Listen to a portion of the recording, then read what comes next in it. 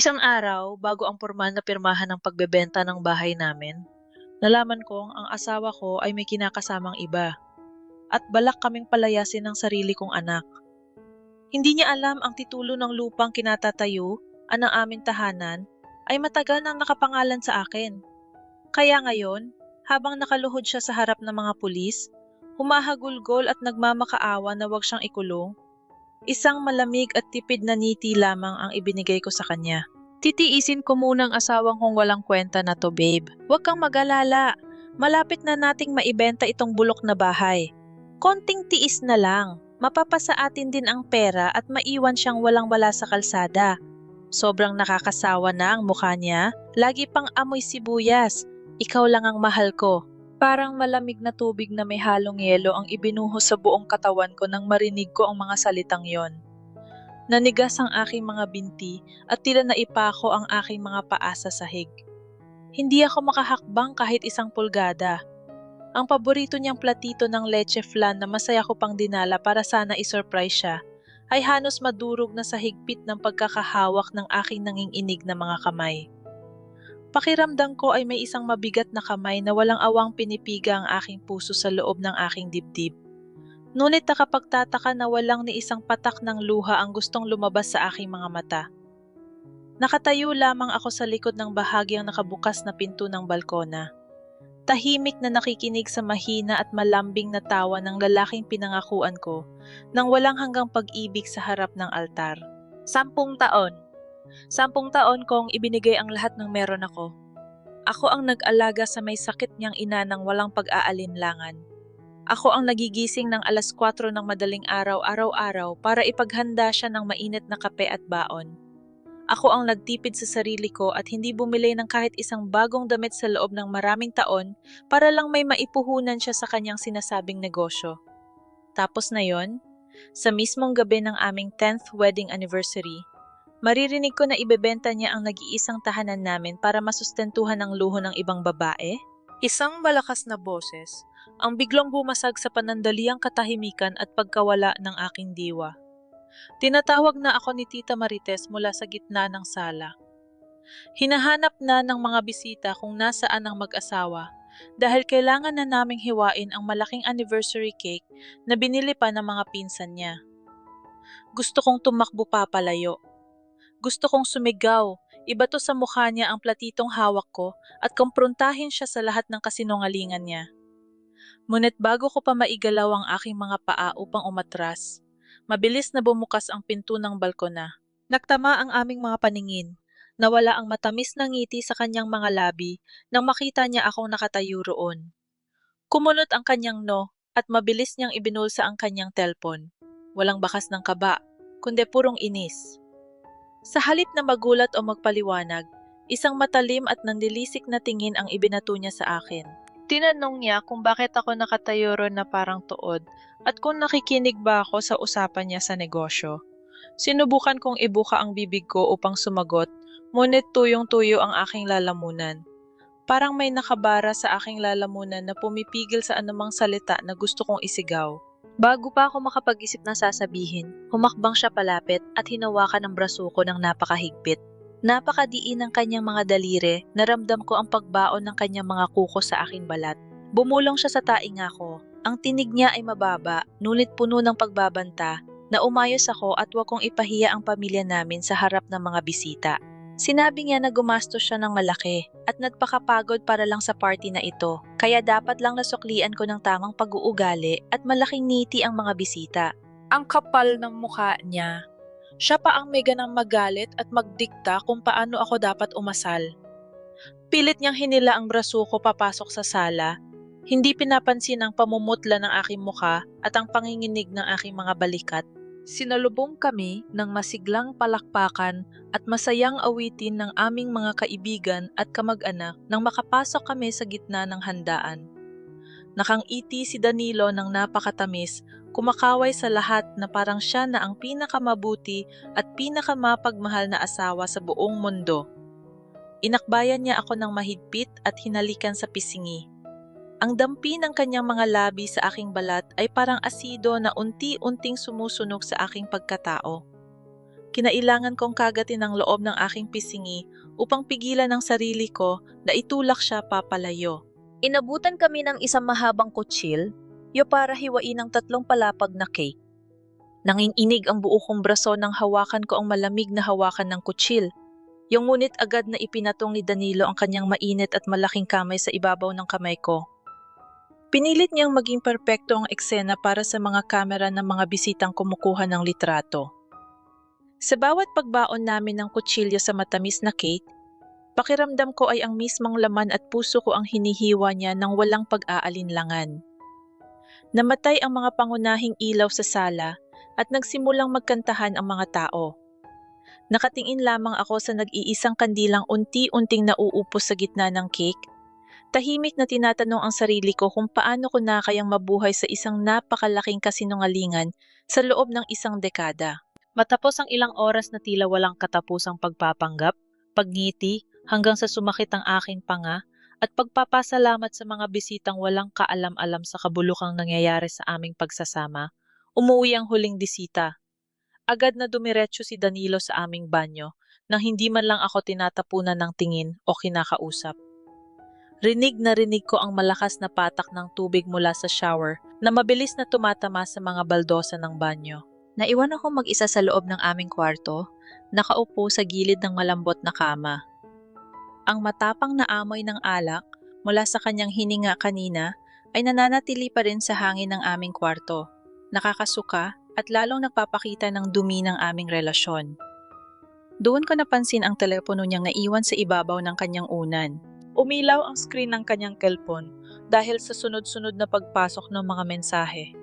Kumabog ng napakabilis ang aking dibdib hanggang sa maramdaman ko ang tibok nito sa aking lalamunan. Unti-unti kong iniabot ang aking nanginginig na kanang kamay patungo sa telpon. Bawat paggalaw ko ay parang may mabigat na batong nakadagan sa aking mga balikat. Pinipigilan akong alamin ang buong katotohanan. Nang mahawakan ko ang malamig na salamin ng screen, halos hindi ko maigalaw ang aking mga daliri upang buksan ito. Alam ko ang password niya. Petsa ng kasal namin. Isang malaking kalokohan at pambabastos sa sagrado naming sumpaan. Bumukas ang screen at bumulaga sa akin ang mga mensahe mula sa isang pangalang hindi nakasave sa contacts, ngunit may emoji na hugis puso. May isang mahabang dokumentong ipinadala ron. Isang malinaw na kopya ng Deed of Absolute Sale ng bahay namin, nakapangalan sa isang taong hindi ko kilala at nakalagay ang halaga ng benta na milyon-milyon. Nanlaki ang mga mata ko. Nanlamig ang buo kong katawan, ngunit nag-aalab ang galit sa aking utak. Gusto kong magkaroon ng sariling kopya ng ebidensyang ito bago niya pa mabura. Pinindot ko ang forward button upang ipadala ang dokumento sa aking sariling email address. Ngunit dahil sa labis na panginginig ng aking mga kamay at ang biglaang panlalabo ng aking paningin, dulot ng naipong luha na pilit kumakawala, dumulas ang aking hinlalaki sa screen. Sa halip na send button ang tuluyang napindot ko, tumama ang basa kong daliri sa birding call icon na nasa tabi mismo ng pangalan ng babae. Natigilan ako. Tumigil ang pag-ikot ng mundo ko. Bago ko pa mahanap ang pulang end call button upang patayin ang tawag, mabilis na sumagot ang nasa kabilang linya. Han? Napatulog mo na ba yung matanda mong asawa? Ang tinig na yon, na puno ng landi at pangiinsulto, ay parang isang matulis na patalim na tuwirang ibinaon sa aking dibdib at dahan-dahang inikot. Halos tumigil ang pag-ikot ng aking mundo. Ang bawat hangin na pilit kong nilalanghap ay tila may halong bubog na humihiwa sa aking lalamunan. Gusto kong sumigaw. Gusto kong isumpa ang babaeng nasa kabilang linya. Ngunit alam kong hindi ito ang tamang oras para magpadala sa aking emosyon. Kung magwawala ako ngayon, mawawala ang pagkakataon kong malaman ang buong lalim ng kanilang panlilinlang. Laning, inig ang aking buong kamay at ang maliliit na buto ng pawis ay nagsimulang mamuo sa aking mga palad. Pilitong inilalapat ang aking nanginginig na daliri sa pulang hugis ng telpon o sa screen upang tapusin ang tawag. Ngunit dahil sa labis na panginginig at pangmamasa ng aking kamay, hindi ko agad ito mapindot ng maayos. Sa bawat segundong lumilipas, naririnig ko ang matinis na boses ng babae na nagtatanong kung bakit hindi sumasagot si Danilo sinasabing naiinip na siyang maghintay. Sa wakas, pagkatapos ng ilang subok na matay rin ang tawag, binalot ako ng nakakabinging katahimikan ng kwarto. Ngunit ang puso ko ay nagwawala sa loob ng aking dibdib. Ang tuloy-tuloy na agos ng tubig mula sa shower sa banyo ay biglang nahinto. Isang senyales na tapos na siyang maligo. Kailangan kong mag-isip ng mabilis. Binuksan ko muli ang telpon o hinanap ang listahan ng mga nakaraang tawag at mabilis na binura ang tala ng huling tawag na ginawa ko. Binalik ko ang telpon sa eksaktong pwesto kung saan niya ito iniwan, sa ibabaw ng kanyang unan, eksakto sa anggulo na hindi niya mapapansing may gumalaw nito. Mabilis akong gumapang papunta sa kabilang gilid ng kama, humiga at nagtalukbong ng kumot. Ipinikit ko ang aking mga mata ng mariin. Pilit na pinapakalma ang aking mabilis na paghinga. Narinig ko ang pagbukas ng pinto ng banyo. Ang mabibigat na yabag ng kanyang mga paa ay palapit ng palapit sa gilid ng kama. Naramdaman ko ang paglubog ng kutsyon nang umupo siya sa tabi ko. Ang amoy ng kanyang sabon ay humalo sa matapang na amoy ng alak na nanunuot pa rin sa hangin. Hinawakan niya ang kanyang telpo at pagkatapos ay naramdaman ko ang malamig niyang kamay na dumampi sa aking balikat, tila sinusuri kung gising pa ako. Nanatili akong walang kibo. Pinapanatili ang mabagal at mahabang paghinga ng isang taong mahimbing na natutulog. Makalipas ang ilang sandali, humiga na siya at pinatay ang ilaw ng lampara. Buong-gabi akong nakadilat sa dilim. Ang bawat minutong lumilipas ay isang pag-uulit ng mga salitang nabasa ko sa kanyang telpon. O, ang deed of absolute sale. Ang milyon-milyong halaga ng bahay namin. Ang katotohanang ibinebenta niya ang bubong na nagbibigay proteksyon sa aming anak para lamang sa kaligayahan ng ibang babae. Nang magsimulang sumikat ang unang liwanag ng araw, tahimik akong bumangon.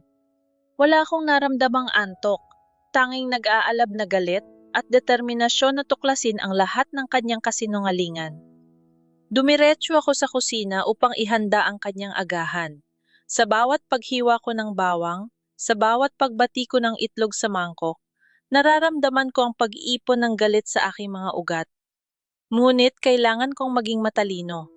Kailangan kong magsuot ng maskara ng isang perpektong asawa, isang tangang walang alam sa mga nangyayari. Ilang minuto ang lumipas, pumasok si Danilo sa kusina, nakasuot na ng kanyang paboritong asul na polo. Amoy na amoy ang mamahaling pabango na hindi ko naman binili para sa kanya.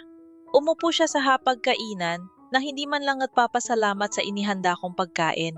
Kinuha niya ang kape at humigop, ngunit agad ding ibinaba ang tasa ng may kalakasan, dahilan upang tumalsik ang mainit na likido sa ibabaw ng mesa.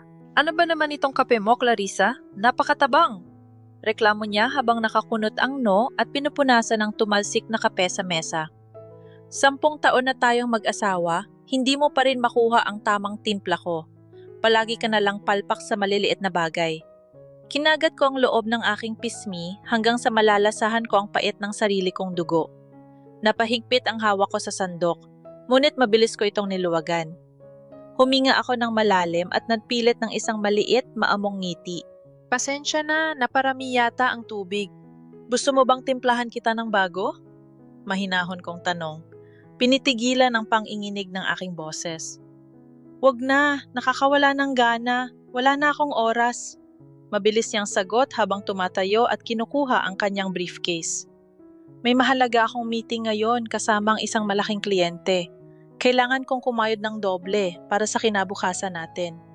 Hindi pwedeng nakatambay lang ako dito sa bahay tulad mo na walang inaasikaso, kundi ang maglinis. Nang lumapit siya para kunin ang kanyang coat mula sa upuan, isang kakaiba, ngunit pamilyar na amoy ang sumampal sa aking ilong. Matamis, matapang, amoy ng murang floral na pabango na nakadikit mismo sa kwelyo ng kanyang coat. Ang tarayong amoy na napapansin ko noong mga nakaraang buwan tuwing umuuwi siyang hating gabi at sinasabing galing siya sa overtime. Ngayon, malinaw na sa akin kung kanino galing ang amoy na yon. Bigla ring pumasok sa isip ko ang sunod-sunod na pagkawala ng malalaking halaga mula sa aming joint savings account na pilit niyang pinangatwiranan na ginamit daw niya sa maluluging negosyo. Lahat ng puzzle pieces ay unti-unting nabubuo sa aking isipan. Sige, mag-ingat ka, sagot ko habang inilalapit ang kanyang coat. Nilunok ko ang lahat ng pagdidiri ng dampian niya ng malamig na halik, ang aking no, bago siya tuluyang lumabas ng pinto. Nang marinig ko ang pag-andar ng makina ng kanyang sasakyan papalayo, agad akong kumilos. Wala nang pagdadalawang isip. Pumasok ako sa kwarto, nagpalit ng isang simpleng itim na pantalon at jacket, at nagsuot ng sombrero. Tinawagan ko ang paborito kong pinsan na si Ate Lita para mabilisang bantayan muna ang anak ko at ang biyenan ko. Bago ako naglakad palabas ng subdivision para pumara ng taxi, sinundan ko ang sasakyan ni Danilo.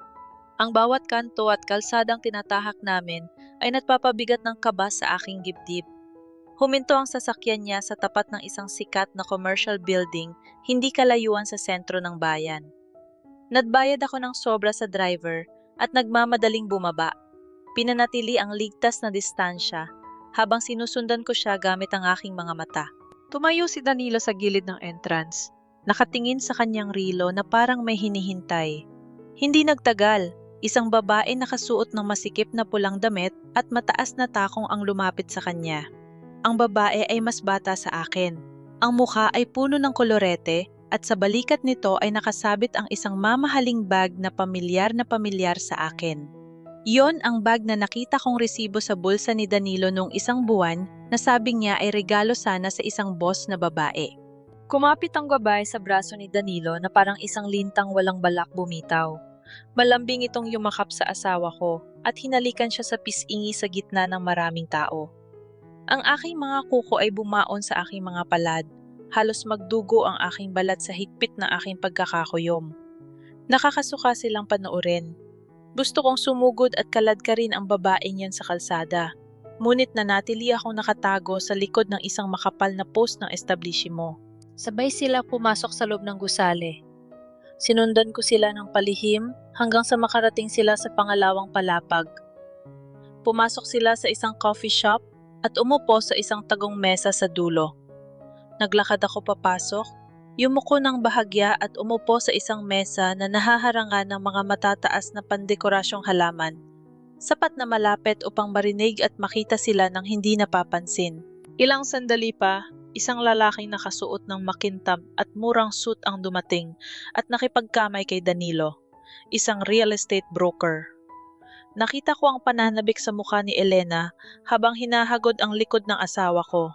May kinuha si Danilo mula sa kanyang briefcase, isang makapal na brown envelope. Inilabas niya ang mga dokumento at inilatag ang mga ito sa ibabaw ng mesa. Ang aking mga mata ay napako sa mga asul na tatak at pamilyar na layout ng papel. Umusod ako ng kaunti, isinasandalang bigat ng aking katawan sa gilid ng upuan. Pilit na pinapalinaw ang aking paningin upang basahin ang mga nakasulat sa dokumentong nakaharap sa direksyon ko. Nakita ko ang titulo ng lupa. Ngunit ang nagpatigil ng pagtibok ng aking puso ay hindi ang pangalan ng asawa ko. Ang papel na hawak nila ay nakapangalan sa biyenan ko.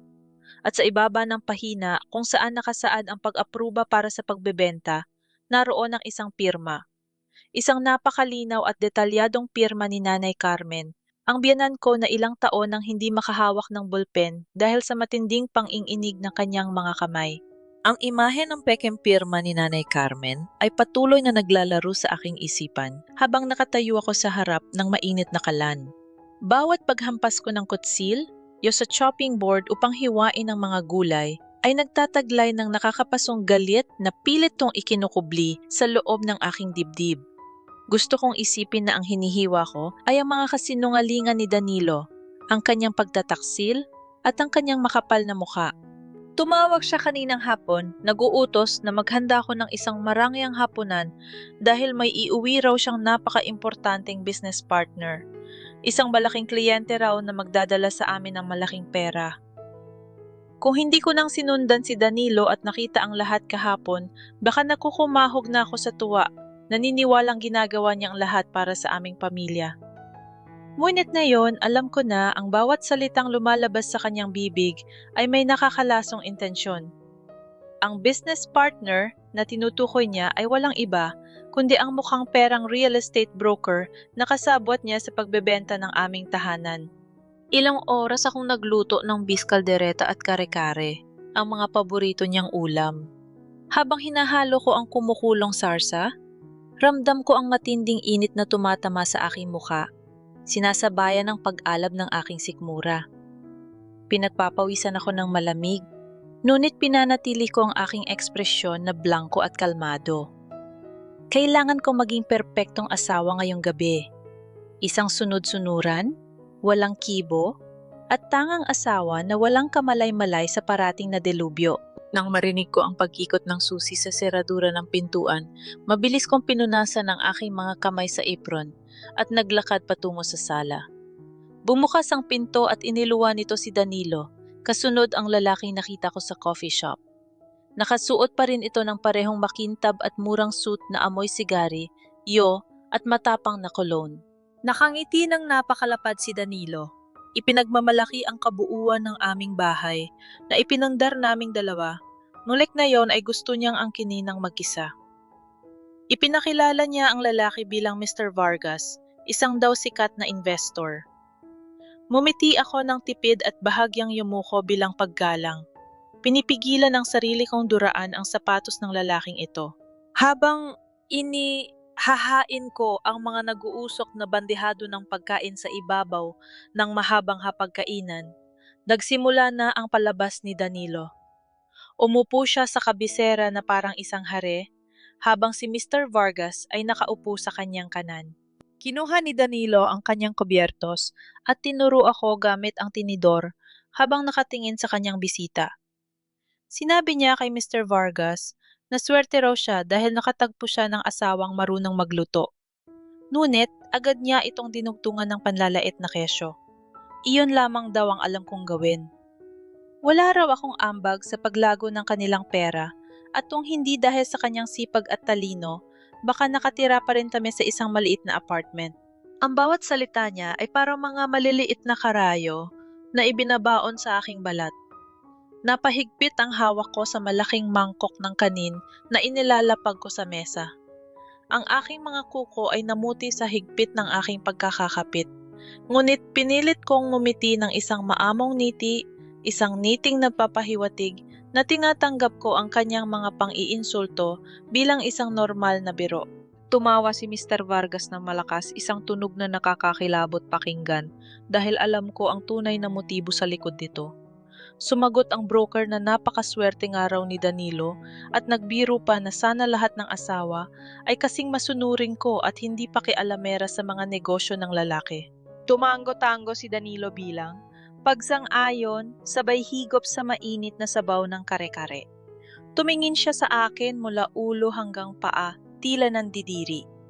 Nagreklamo siya kung bakit nakasuot pa rin ako ng apron na amoy bawang at sibuyas. Pinagsabihan niya akong magpalit ng damit dahil nakakahiya raw sa panauhin ng hitsura kong parang katulong na walang pampaganda sa mukha. Ikinumpara pa niya ako sa mga modernong babae na nakikita niya sa labas. Isang malinaw na pagtukoy sa kanyang kiridang si Elena na walang ginawa kundi magparetoke at gumamit ng pera niya. Kinagat ko ang loob ng aking labi upang tigilan ang anumang salitang gustong kumawala sa aking bibig. Tumango lamang ako, humingi ng paumanhin sa mahinang boses at naglakad pabalik sa kusina upang kumuha ng malamig na tubig tulad ng inutos niya.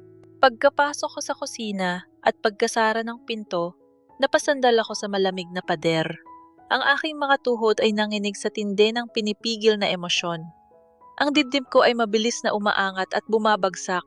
Tila kinakapos ako ng hininga dahil sa pinaghalong galit at pandidiri. Ngunit wala akong oras para umiyak o magmukmok. Ito ang pagkakataon ko. Hinugot ko ang aking telepo, mula sa bulsa ng aking pantalon. Ang mga daliri ko ay nanginginig nang buksan ko ang screen at hanapin ang voice recorder application. Pinindot ko ang pulang bilog upang magsimulang mag-record. Alam kong hindi sapat ang mga nakita ko. Kailangan ko ng matibay na ebidensya mula mismo sa kanilang mga bibig na nagpapatunay ng kanilang sabuatan. Kinuha ko ang isang malaking pitchel ng malamig na tubig. Dahil sa yelo sa loob, mabilis na namuo ang mga butil ng hamog sa labas ng salamin. dahilan upang maging madulas ito sa aking nanginginig na mga kamay. Inipit ko ang telepono sa pagitan ng aking palad at ng ilalim ng isang nakatupad na table napkin. Naglakad ako pabalik sa dining room, pilit na pinapakalma ang aking paghinga. Nang makalapit ako sa mesa, maingat kong isinalin ang malamig na tubig sa baso ni Mr. Vargas at pagkatapos ay sa baso ni Danilo. Habang nagbubuhos ako, sinadya kong ibagsak ang isang hindi nagamit na tinidor mula sa gilid ng mesa. Ang tunog ng pagbagsak ng bakal sa makinis na sahig ay sapat na upang maagaw ang atensyon nila ng panandalian. Mabilis akong humingi ng paumanhin, ibinaba ang pitsel, at yumuko upang pulutin ang tinidor.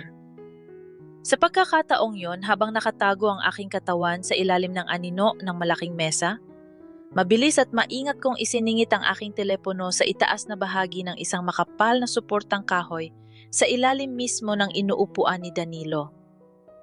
Tiniyak kong nakaharap ang mikropono sa kanila at nakasandal ito ng maayos upang hindi mahulog.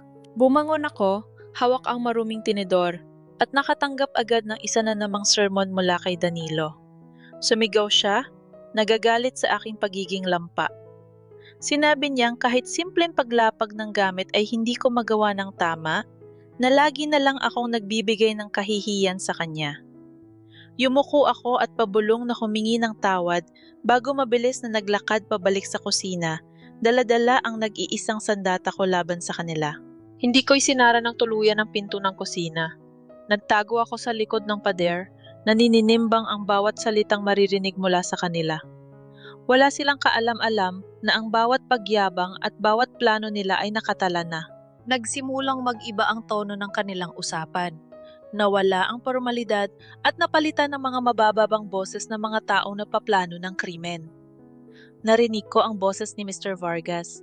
Nagtatanong kung sigurado ba si Danilo na hindi ako pumalag kapag nalaman ko na ibenta na ang bahay. Isang malakas na tawa ang pinakawalan ni Danilo. Rinig na rinig ko ang kayabangan sa kanyang boses nang sabihin niyang wala akong magagawa dahil wala akong sariling pera at wala akong mapupuntahan. Ipinagmalaki niya na perpekto ang ginawa nilang plano. Ikinwento niya kung paano nila ginaya nang walang kupas ang nang-inginig na pirma ng kanyang ina at kung paanong napaniwala niya akong marami siyang utang sa negosyo kaya kailangan naming maghigpit ng sinturon.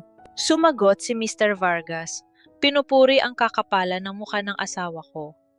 Sinabi ng broker na tiyak daw na matutuwa si Elena sa mga nangyayari, lalo na't naipasok nila bilang buyer ang bayaw nito upang madaling mapaikot ang pera at walang ibang taong makikialam sa transaksyon.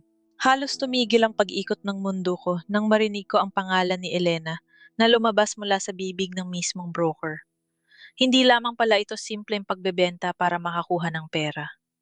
Isa itong detalyadong plano ng pagnanakaw upang ilipat ang yaman ng aming pamilya sa pamilya ng kanyang kerida. Parang may isang malamig na kamay na sumakal sa aking lalamunan.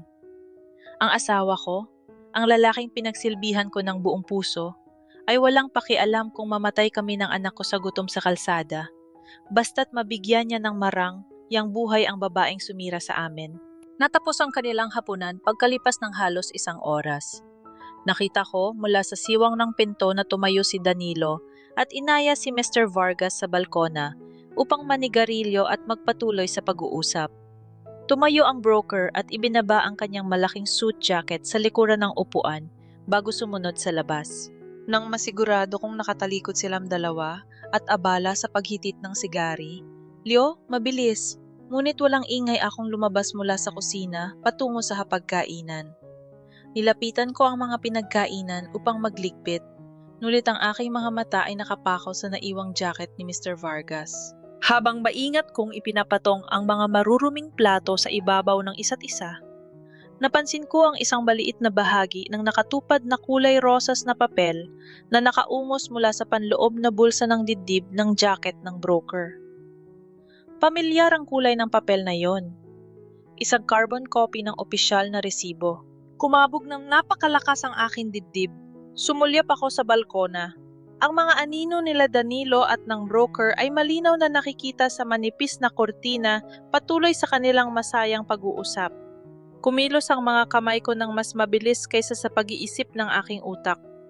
Inabot ko ang papel, Ang aking mga daliri ay bahagyang nanginig nang madama ko ang magaspang na tela ng jacket. Mabilis at tahimik kong hinugot ang kulay rosas na papel. Binuklat ko ito sa ilalim ng malamig na liwanag ng dining room. Isa itong acknowledgement receipt para sa earnest money. Ang address na nakasulat sa linya ng ari-arian ay ang eksaktong address ng aming bahay. Ang halagang nakasaad ay ₱250,000. Ngunit ang nagpatayo sa lahat ng balahibo ko sa katawan ay ang pangalan na nakasulat sa linya ng mamimili. Ricardo Manalastas. Nabasa ko na ang pangalang ito noong nakaraang gabi habang palihim kong iniimbestigahan ang social media account ni Elena. Si Ricardo Manalastas ay hindi isang simpleng mamumuhunan. Siya ang asawa ng panganay na kapatid ni Elena. Niluluto nila ang papeles ng bahay namin upang mapunta ng direkta sa kamay ng pamilya ng kareda ng asawa ko. Ang hangin sa paligid ko ay tila nawalan ng oxygen. Tinitigan ko ang pangalan sa gusot na resibo. Parang isang malakas na sampal sa aking mukha ang bawat letra na nakasulat doon. Ang kapal ng kanilang mga mukha. Gusto nilang kunin ang lahat. Wala silang ititira sa amin, ng anak ko. Mabilis kong ibinalik ang resibo sa eksaktong posisyon nito sa loob ng bulsa ng jacket, bago pa man may makapansin. Tumalikod ako, dala ang mga maruruming plato pabalik sa kusina. Sa bawat hakbang ko, ang luhang kanina ko pa pinipigilan ay tuluyan ng bumagsak. Ngunit hindi ito luha ng kalungkutan o pagsuko. Ito ay luha ng nag-aalab na pot. Hindi ko hahayaang manalo sila. Magbabayad sila ng doble sa lahat ng luhang ipinatulo ko. Ang matinis na tunog ng doorbell na umalingaw-ngaw sa buong kabahayan ay pansamantalang nagpatigil sa akin sa pagliligpit ng mga natirang kalat mula sa hapunan kagabi. Mabilis kong pinunasan ang aking mga basang kamay sa tuwalya. Inaasahan na baka ang tagasingil ng kuryente o ang nagde-deliver ng tubig ang nasa labas. Ngunit, nang buksan ko ang mabigat na pintuang kahoy, panang isang malakas na suntok sa sikmura ang sumalubong sa akin. Nakatayo sa aking harapan, ang babaeng nagpapabilis ng tibok ng aking puso, hindi dahil sa tuwa, kundi dahil sa nag-aalab na pot. Ang babaeng nakita kong nakakapit sa braso ng asawa ko kahapon. Nakasuot siya ng isang masikip na puting bestida na nagpapalitaw ng kanyang kurba at may suot na malalaking dark glasses na itinaas niya sa kanyang ulo upang tingnan ako mula ulo hanggang paa. Bago pa man ako makapagsalita, isang matapang at pamilyar na amoy ng floral na pabango ang pumasok sa aking ilong. Ang parehong murang pabango na naamoy ko sa kwelyo ng asawa ko. Tinanong niya kung ako ba ang misis ni Danilo, na ang boses ay pulo ng pilit na pagiging formal, ngunit may halong pagmamataas. Napakilala siya bilang isang property appraiser na ipinadala umano ni Mr. Vargas upang suriin ang kabuuan ng bahay para sa mas mabilis na bentahan. Ang kanyang mga labi ay nakapulupot sa isang mapanuyang ngiti. Tila sinusubukan kung hanggang saan ang alam ko. Kinagat kong loob ng aking pisngi, pilit na pinapakalma ang aking panginginig. Gusto kong hilahin ang kanyang buhok at kalad ka rin siya palabas ng bakuran ko. Gusto kong isigaw sa pagmumukha niya na alam ko kung sino siya at kung ano ang maruming relasyon nila ng asawa ko. Ngunit huminga ako ng malalim. Kailangan kong ipagpatuloy ang pagiging bulag na asawa. Kailangan kong maging perpektong biktima sa kanilang paningin upang hindi sila maghinala na gumagalaw na ako sa dilim. Ibinalik ko ang isang maamo at walang muwang na niti. Pinagbuksan ko siya ng pinto at magalang na pinatuloy, sinasabing nabanggit niya ng asawa ko na may darating na titingin sa bahay. Hindi man lang siya nagpasalamat, dire-diretso siyang humakbang papasok. Ang kanyang matataas na takong ay lumilika ng matatalim na tunog sa aming makinis na sahig, parang mga kuko ng halimaw na gumagasgas sa aking pagkatao. Nagsimula siyang maglibot sa sala, hinahawakan ang mga figurilya at mga frame ng litra, tunang walang pag-iingat. Sinundan ko siya ng tahimik. Bawat hakbang niya ay sinusundan ng aking matatalim na tingin. Tumigil siya sa harap ng aming lumang sofa. Tiningnan ito ng may pandidiri at nagsabing napakaluma na raw ng taste ng may-ari ng bahay. Idinagdag pa niya na kapag nabili na raw ang bahay na ito, tiyak na ipapatapon ng bagong may-ari ang lahat ng luma at walang kwentang gamit dahil nagpapasikip lang daw ito sa espasyo at walang dalang swerte. Alam kong hindi lang ang mga gamit sa bahay ang tinutukoy niya. Ako ang pinapatamaan niya. Ako ang lumang gamit na gusto nilang itapon palabas. Napahigpit ang hawak ko sa laylayan ng aking damit. Ramdam ko ang pamamasa ng aking mga palad. Pilit kong ibinaba ang aking boses upang magtunog mapagkumbaba. Sumagot ako na ang mga gamit na yon ay bunga ng maraming taong pagsisikap at bawat sulok ng bahay na yon ay may malalim na sentimental value para sa pamilya namin. Isang nakakainsultong tawa ang pinakawalan niya. Sinabi niyang ang sentimental value ay hindi nakakadagdag sa market price ng isang ari-arian. Nasa mundo raw ng negosyo, kung ano ang luma at walang pakinabang, dapat nang palitan ng mas bago at mas maganda. Lumingon siya sa akin, ang kanyang mga mata ay naglalabas ng mapanuksong kislap, tila tuwang-tuwa sa kanyang palihin na pang-aapi. Ipinagpatuloy niya ang kanyang pag-iikot patungo sa kusina. Binubuksan ang mga cabinet na parang siya ang may-ari ng bahay. Sinubukan niyang buksan ang isang drawer kung saan nakatago ang aming mga importanteng resibo. Ngunit mabilis akong humakbang at marahang inilapat ang aking kamay sa pinto ng drawer bago niya ito tuluyang mabuksan. Magala ko siyang binalaan ng mga personal na gamit na lamang ang nandun at wala nang kinalaman sa istruktura ng bahay. Tiningnan niya ang kamay kong nakaharang. Pagkatapos ay tumingin sa aking mga mata. Tumaas ang kanyang kilay, ngunit bumitaw rin siya at nakibik balikat.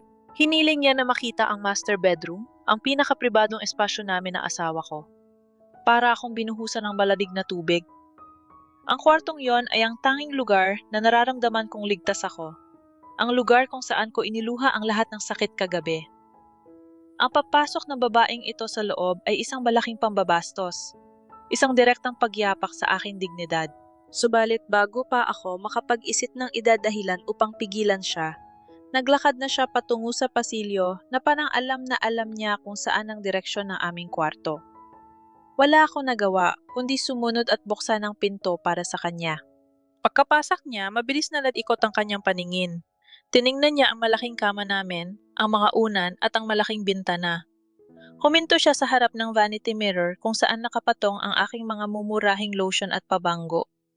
Walang pakundangan niyang hinawakan ng isa sa mga bote, binasa ang label at nakanghiting ibinalik ng may kalakasan na lumika ng tunog ng pag-uuntugan ng salamin. Nagkomento siya na nakakaawa raw ang mga babaeng hindi marunong mag-alaga sa sarili, na kaya raw iniiwan ng mga lalaki ang kanilang mga asawa ay dahil nagmumukha na silang katulong sa sarili nilang bahay. Nagpayo pa siya na dapat daw ay natututo akong gumamit ng mas mamahaling produkto para naman hindi ako nakakahiya sa asawa ko. Umaalon ang init sa aking dibdib patungo sa aking lalamunan. Gusto kong itulak ang mukha niya sa salamin. Gusto kong ipaalala sa kanya na ang mga mamahaling gamit na ipinagmamalaki niya ay binili gamit ang perang linakaw ng asawa ko mula sa aming ipon. Ngunit pinigilan ko ang panginginig ng aking mga labi. Tumingin ako ng diretso sa salamin, nagtama ang aming mga paningin sa refleksyon. Kalmado, ngunit may diin ang bawat salitang binitawan ko. Sinabi ko sa kanya na ang kagandahan ay nabibili ng pera.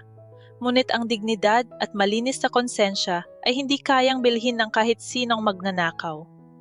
Idinagdag ko rin na matibay ang pundasyon ng bahay na ito at hindi basta-basta magigiba ng kahit sinong baguhan na pilit na pumapasok. Bahagyang natigilan si Elena. Kumunot ang kanyang no at nagdilim ang kanyang paningin. Tila hindi niya inaasahan ang seryoso at malalim na sagot na yon mula sa isang asawang inakala niyang mangmang. Pinilit niyang bawiin ang kanyang kumpiyansa sa pamamagitan ng pag-aayos ng kanyang buhok, nagkukunwarig hindi tinabla ng aking sinabi. Nagpasiya siyang tapusin na ang kanyang kunwaring inspeksyon. Naglakad siya palabas ng kwarto, hindi na nag-abala pang magpaalam ng maayos. Sinundan ko siya hanggang sa front door. Habang binubuksan ko ang pinto para makalabas siya, nagbilin pa siya na sabihin ko raw sa asawa ko na tapos na ang trabaho niya at magkikita na lang daw sila mamaya. Isang malinaw na pang-iinis, isang paalala na may oras pa silang magsasama. Isinara ko ang pinto na may bahagyang lakas. Ipinikit ko ang aking mga mata at huminga ng napakalalim. Umaatake na naman ang matinding paninikip niya aking dibdib. Ang pabango niya ay naiwan sa hangin, nilalaso ng bawat sulok ng aking tahanan. Mabilis akong bumalik sa aming kwarto upang buksan ang mga bintana at paalisin ang nakakasulasok na amoy ng kanyang presensya. Habang binubuksan ko ang mga kurtina, napansin ko ang isang bagay na kumikinang sa ibabaw ng malinis at puting kumot ng aming kama. Dahan-dahan akong lumapit. Ang aking mga tuhod ay nanglalambot habang unti-unting luminaw sa aking paningin kung ano ang bagay na yon. Hindi ito aksidenteng nahulog. Sinadya itong ilapag doon, eksakto sa gitna ng una ni Danilo at ng unan ko. Isang napakakinang na gintong hikaw. Ang liwanag ng araw na tumatagos mula sa bintana ay tumatama sa mumunting bato nito, lumilit ka ng isang nakakapasong kislap. Tinitigan ko ang kumikinang na bagay sa ibabaw ng puting kumot, isang malinaw at tuwirang hamon mula sa isang babaeng nag-aakalang hawak niya ang tagumpay. Nang tuluyang makatulog ang aking anak na si Maya, at nang mabalot na ng ganap na katahimikan ng buong kabahayan, doon ko lamang naramdaman ang tunay na bigat ng lahat ng nangyari sa buong maghapon. Dahan-dahan kong isinara ang pinto ng kwarto ng aking anak. Sinisiguro dong hindi siya magigising. Naglakad ako patungo sa kusina, ang tanging lugar sa bahay kung saan pakiramdam ko ay maaari akong magtago mula sa malupik na mundo. Walang ni isang ilaw akong binuksan. Tanging ang maputlang sinad ng buwan na tumatagos mula sa bintana ng kusina ang nagbibigay ng liwanag sa madilim na kwarto. Sumandal ako sa malamig na marmol ng lababo. Ang imahe ng gintong hikaw na kumikinang sa ibabaw ng aming puting kumot ay patuloy na sumusugat sa aking isipan, paulit-ulit na humihiwa sa natitira kong danggal bilang isang babae at isang asawa. Hindi ko na kinaya. Unti-unting nanghina ang aking mga tuhod hanggang sa mapadausdos ako pababa sa malamig na sahig. Ibinabaon ko ang aking mukha sa pagitan ng aking mga tuhod at doon, sa madilim at malamig na sulok ng kusina, tuluyan ng bumigay ang mga pader na pilit kong itinayo. Nagsimulang mag-unahan sa pagpatak ang maiinit na luha mula sa aking mga mata. Bumabagsak sa aking mga braso na parang asidong sumusunog sa aking balat. Gusto kong sumigaw ng napakalakas upang ilabas ang lahat ng pot, ang lahat ng sakit ng pagtataksil, at ang kawalang hiyaan ng babaeng tahasang pumasok sa pamamahay ko upang bastusin ako. Ngunit walang boses na lumabas sa aking lalamunan. Sa halip, mahigpit kong kinagat ang gilid ng aking sariling kamay hanggang sa magiba ang kulay nito. Pinilit kong lunukin ang sarili kong mga hikbi dahil alam kong kahit sa sarili kong bahay, wala akong kalayang umiyak ng malakas. Bawal akong maging mahina. Makalipas ang ilang minutong pagiyak ng tahimik, naramdaman ko ang pagbabago sa ihip ng hangin sa paligid. At mula sa pasilyo, narinig ko ang mabagal at ritmikong pag-ikot ng mga gulong na lumilika ng mabigat na alitan ng goma at makinis na sahig. Mabilis akong nagpunas ng muka gamit ang laylayan ng aking damit. Pinilit kong ayusin ang aking paghinga at umayos ng upo. Mula sa dilim, unti-unting lumitaw ang figura ng wheelchair. Nakaupo roon si Nanay Carmen, ang aking biyenan. Ang kanyang manipis at kulubot na muka ay bahagyang naiilawan ng sinag ng buwan. Ang kanyang mga mata, na kadalasang malabo at tila palaging nakatingin sa malayo dahil sa kanyang katandaan, ay ngayon ay malinaw at nakatitig ng diretso sa akin. Gusto kong magpanggap na maayos ang lahat. Gusto kong tumayo at sabihing kumukuha lamang ako ng tubig. Ngunit bago pa man ako makapagsalita, inusad niya ang kanyang wheelchair palapit sa akin gamit ang kanyang natitirang lakas. Inabot niya ang aking balikat. Ang kanyang kamay ay nanginginig at magaspang. Ngunit ang dampi nito ay nagdala ng isang kakaibang init na matagal ko nang hindi naramdaman. Dahan-dahan siyang yumuko at gamit ang kanyang nanginginig na hindalaki, pinunasan niya ang isang luhang nakatakas mula sa aking mga mata pababa sa aking pisngi. Tiningnan ko ang muka ng ina ng lalaking nanakit sa akin. Inaasahan kong makakakita ko ng pagtataka o kaya ay awa. Ngunit sa halip, isang malungkot at puno ng pag-unawang ngiti ang sumilay sa kanyang mga tuyong labi. Tila ba alam niya ang lahat? Tila ba nararamdaman niya ang eksaktong bigat ng batong nakadagan sa aking dibdib? Bumilis ang tibok ng aking puso nang makita kong unti-unting iniangat ni Nanay Carmen ang kanyang kamay patungo sa ilalim ng punda ng maliit na unan na palaging nakasandal sa kanyang likuran. Dahan-dahan at hirap na hirap ang kanyang mga galaw, tila iniiwasan niyang makalika ng anumang ingay na maaaring makapukaw ng pansin. May inilabas siyang isang bagay mula sa ilalim ng punda at inilagay ito sa aking palad. Nang ibaba ko ang aking paningin, nakita ko ang isang maliit at lumang susi na gawa sa tanso. Bahagya na itong kinakalawang sa mga gilid, tanda ng napakahabang panahon na itinatago ito. Nagtataka akong tumingin kay Nanay Carmen, naghihintay ng paliwanag, ngunit wala siyang sinabi. Sa halip, itinaas niya ang kanyang nanginginig na hintuturo at itinuro ang direksyon ng aming sala. Sinundan ng aking mga mata ang direksyong iyon hanggang sa tumapat ang aking paningin sa malaking altar na yari sa madilim na kahoy kung saan nakapatong ang mga antigong imahe ng mga santo na mismong si Nanay Carmen pa ang nagmana mula sa kanyang mga magulang. Ibinalik ko ang tingin ko kay Nanay Carmen, naghahanap ng kumpirmasyon. Tumango lamang siya ng dahan-dahan. Ang kanyang mga mata ay naguutos na huwag akong mag-aksaya ng oras. Kahit nanginginig pa rin ang aking mga tuhod, unti-unti akong tumayo mula sa sahig. Mahigpit kong ikinuyom ang aking palad upang itago ang lumang susi at naglakad ng halos walang tunog patungo sa sala. Bawat hakbang ko ay sinasabayan ng malakas na pagkabog ng aking dibdib na tila nais ko mawala. Nang makalapit ako sa lumang altar, amoy na amoy ko ang pinaghalong amoy ng lumang kahoy at natuyong kandila. Tininan ko ang kabuuan nito. Wala akong makitang anumang kandado o lagayan. Hinawakan ko ang mga gilid ng kahoy, pilit na kinakapa ang anumang tagong espasyo. Hanggang sa maramdaman ng aking mga daliri ang isang maliit at patag na espasyo sa likod mismo ng malaking rebulto ni Santo Niño. Maingat kong iniurong ang mabigat na rebulto.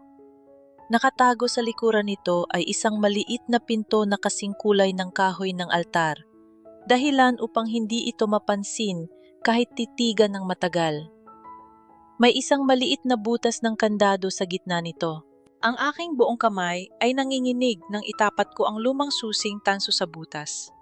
Pagkapao ko ng susi, napakahirap itong pihitin.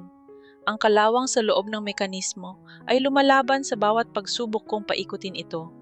Umagos ang malamig na pawis sa aking noo. Pinigil ko ang aking hininga, idiniin ang susi ng mas malakas at dahan-dahang inikot pakanan. Naramdaman ko ang paggalaw ng matigas na bakal sa loob hanggang sa tuluyan itong bumigay. Bumukas ang maliit na pinto. Sa loob ng madilim na espasyo ay may isang itim na kahon na gawa sa bakal, mabigat at nababalot ng alikabok. Dahan-dahan ko itong inilabas at ipinatong sa ibabaw ng mesa. Ang aking lalamunan ay nanuyo sa sobrang kaba. Nang buksan ko ang takip ng kahon, tumambad sa akin ang isang makapal na brown envelope na halatang iniingatan ng mahabang panahon. Kinuha ko ang envelope, ibinukas ko ang takip at inilabas ang mga nakatuping dokumento sa loob. Ang papel ay may bahagyang katigasan at may pamilyar na amoy ng mga opisyal na dokumento. Inilapit ko ito sa liwanag na nagmumula sa bintana upang mas mabasa ang mga nakasulat. Isa itong land title. Isang bagong titulo ng lupa. Tiningnan ko agad ang address ng ari-arian. Ito ang eksaktong address ng aming bahay. Ang lupang kinatatayuan ng buong buhay namin. Mabilis na gumalaw ang aking mga mata pababa sa linya kung saan nakasulat ang pangalan ng nag-iisang rehistradong may-ari. Hindi ang pangalan ni Danilo ang nakasulat doon. Hindi rin ang pangalan ni Nanay Carmen. Napasinghap ako at halos mabitawan ko ang dokumento. Ang pangalang nakalimbag sa itaas ng malinaw at opisyal na selyo ay ang aking sariling pangalan. Clarissa. Walang ibang pangalan na kasama. Akin ang bahay na ito. Akin ang lupang ito. Sa mata ng batas, ako ang nag-iisang nagmamay-ari ng lahat ng pilit na ibinebenta ng asawa ko. Sa pag-itan ng makakapal na pahina ng titulo, may nahulog na isang maliit na piraso ng papel. Dinampot ko ito. Isa itong sulat kamay mula kay Nanay Carmen. Isinulat gamit ang nanginginig na letra at asul na tinta na bahagyang lumabo dahil sa panahon. Basa ko sa aking isipan ang mga salitang isinulat niya. Clarissa anak, Alam ko ang ginagawa ng asawa mo. Matagal ko nang alam ang kanyang mga utang at ang kanyang mga kasinungalingan. Wala siyang karapatang sirain ang buhay ninyo ng apo ko. Ibinigay ko na sa iyo ang lupang ito nung nakaraang taon pa. Ang hawak niyang titulo ay matagal nang walang bisa. Lupa mo ito. Ipaglaban mo ang nararapat sa inyo. Biglang nagkaroon ng malinaw na hugis ang lahat. Ang pekeng pirma na nakita ko sa mga pekeng dokumento ni Danilo, ang pagmamadali niyang ibenta ang bahay bago may makapansin, at ang kayabangan ni Elena na palayasin ako, lahat ng ito ay isang malaking ilusyon na ginawa ng asawa ko. Nagbebenta sila ng hangin, nagplaplano silang magnakaw. Ngunit ang ninanakawan nila ay hindi ang biyenan ko, kundi ako.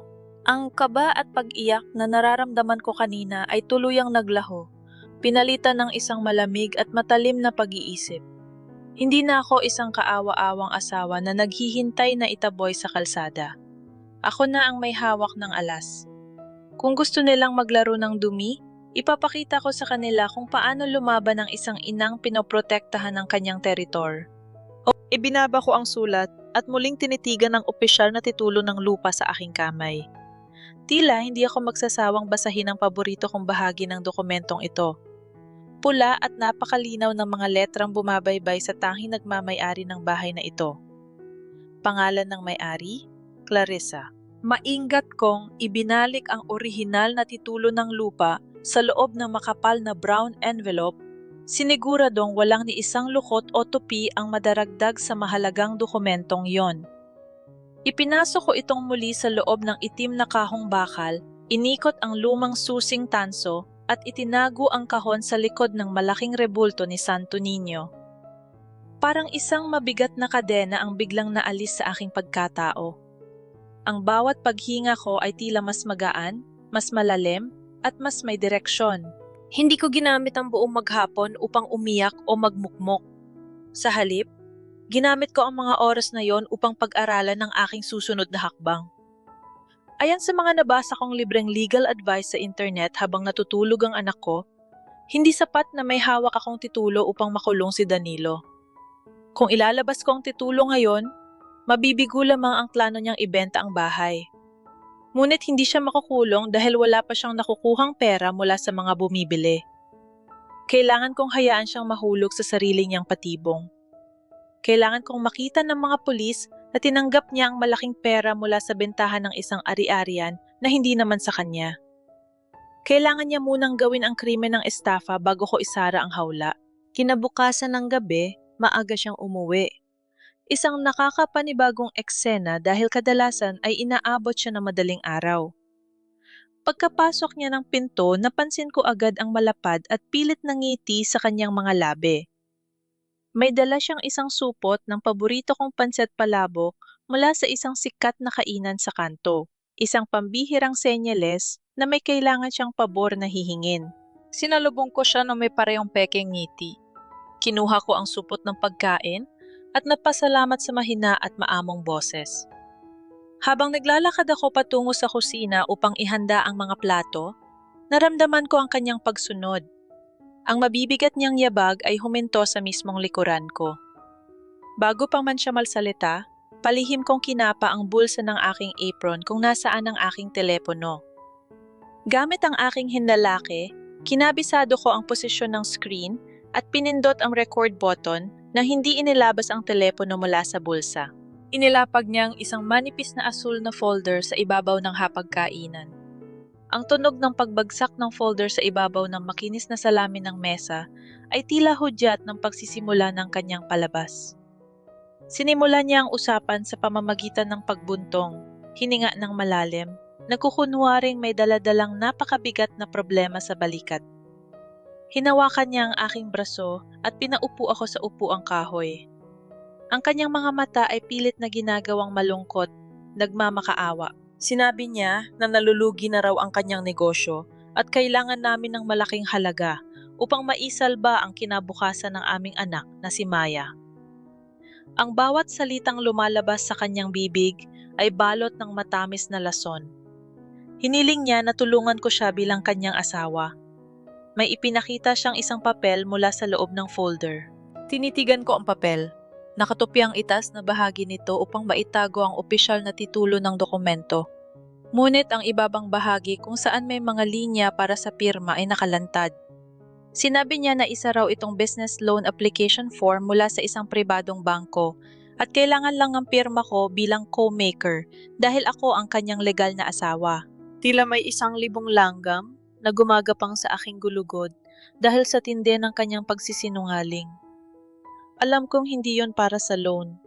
Isa yung marital consent form na pilit niyang pinapapirmahan sa akin upang masabing pumayag ako sa pagbebenta ng bahay na itinuturing niyang conjugal property. Ngunit dahil nasa pangalan ko lamang ang titulo, ang papel na ito ay walang silbi sa mata ng batas. Gayunpaman, sa kanyang mapanlinlang na isipan, ito ang huling hakbang upang malinis niyang maibenta ang bahay nang walang aberya. Tiningnan ko siya ng diretso sa mga mata. Pinanatili ang hitsura ng isang natatakot at walang kaalam-alam na misis. Nanginginig ang boses ko nang magtanong ako kung gaano kalaki ang utang na kukunin niya at kung paano namin ito mababayaran kung sakaling hindi pa rin gumana ang negosyo niya. Kumunot ang kanyang, isang mabilis na pagbabago sa kanyang ekspresyon na napapakita ng kanyang inis dahil sa aking pag-aalinlangan. Ngunit mabilis niya itong binago.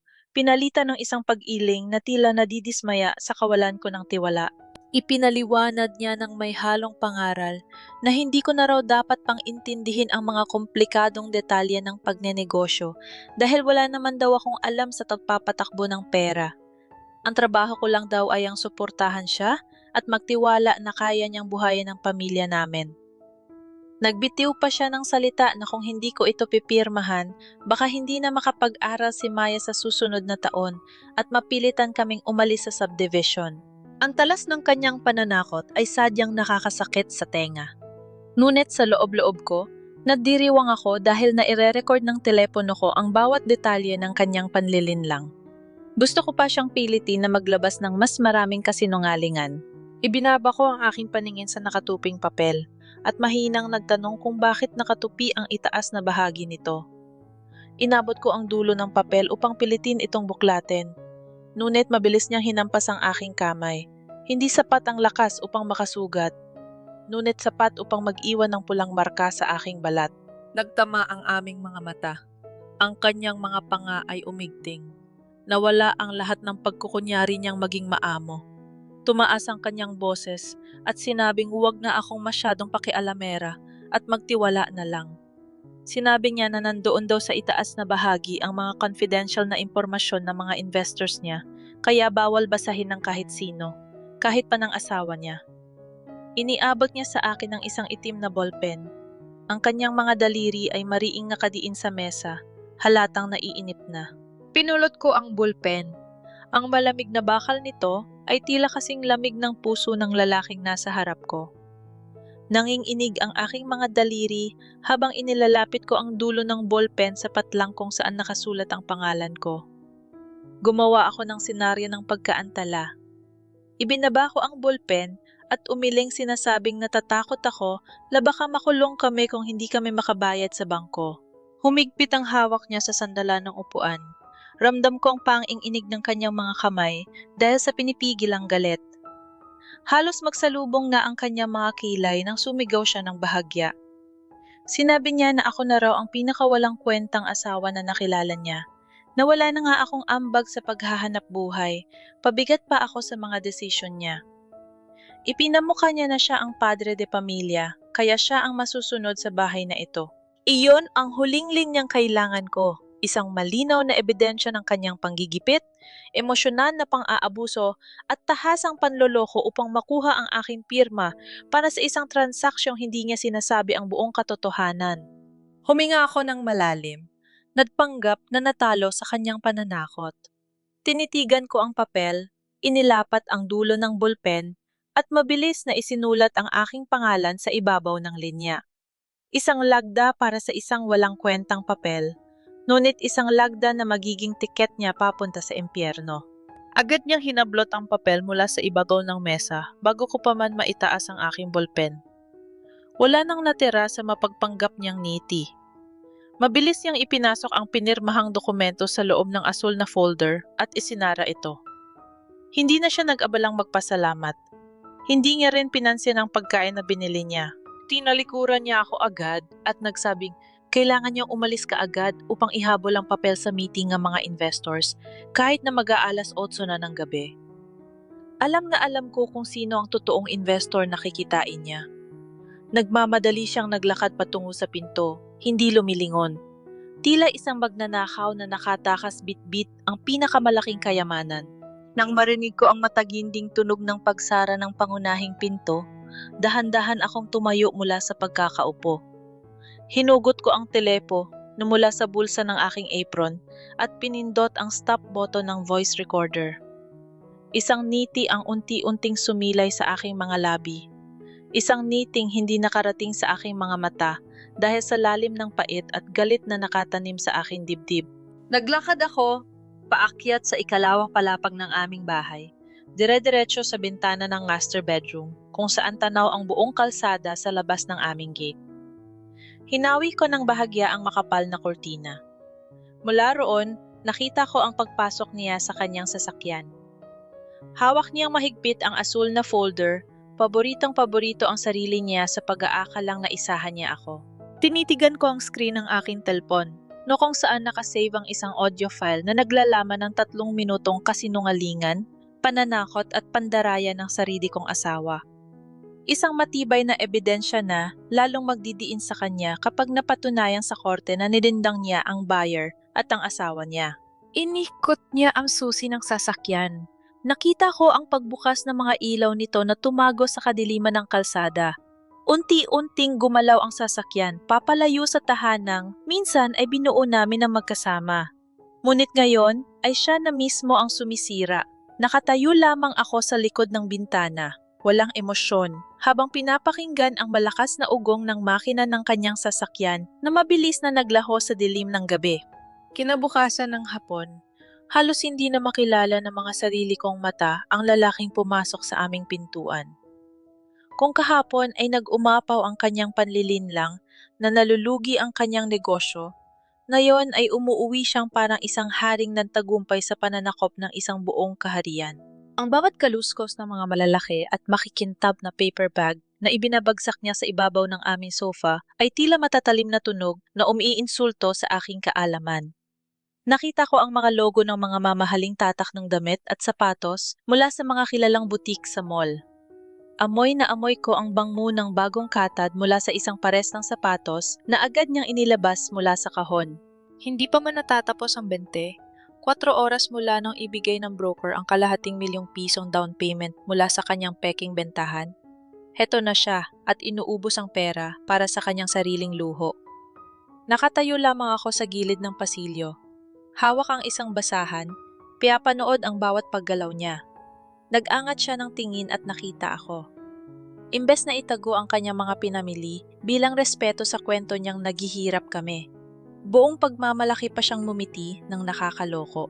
Itinaas niya ang isang mamahaling relo na kumikinang sa ilalim ng ilaw ng sala at isinuot ito sa kanyang pulso.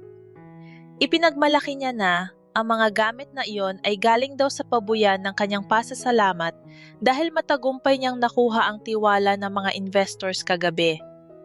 Ang tibay ng kanyang sikmura na magsinungaling ng harapan habang suot ang perang katumbas sana ng seguridad ng sarili niyang anak. Pagkatapos niyang iayos ang kanyang mga bagong gamit, biglang nag-ibang timpla ng kanyang muka. Naging seryoso ito at nanlalamig. Lumapit siya sa direksyon ko, humalukip-kip, at tinitigan ako ng may pandidire.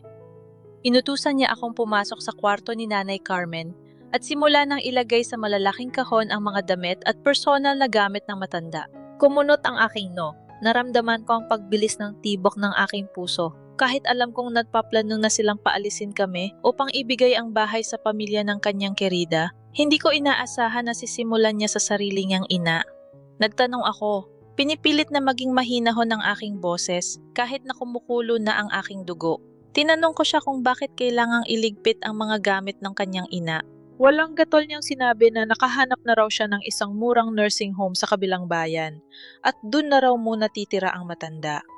Ayon sa kanya, Masyado na raw nakakasikip sa bahay ang presensya ni Nanay Carmen at hindi magandang tingnan sa mga darating niyang business partners ang may nakaratay na matanda sa ibaba na amoy gamot at ihi. Ang mga salitang iyon ay parang mga nakakalasong asido na idinura niya sa aking harapan.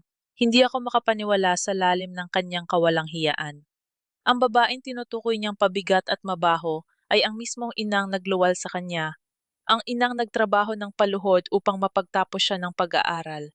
At ang inang hanggang ngayon ay palihim na pinoprotektahan kami dahil alam nito ang kabulukan ng kanyang sariling anak.